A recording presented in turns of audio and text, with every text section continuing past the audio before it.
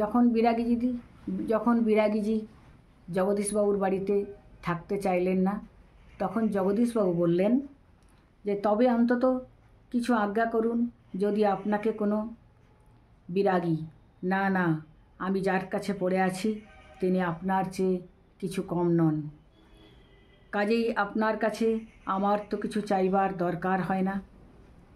জগদীশবাবু, তবে কিছু উপদেশ শুনিয়ে যান বিরাগীজি, নইলে আমি শান্তি পাব না।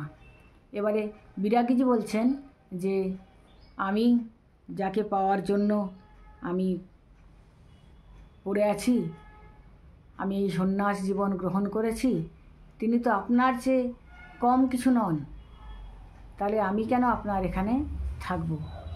এবার জগদীশবাবু বলেন যে আপনার জন্যে আমি কিছু একটু করতে চাই। তো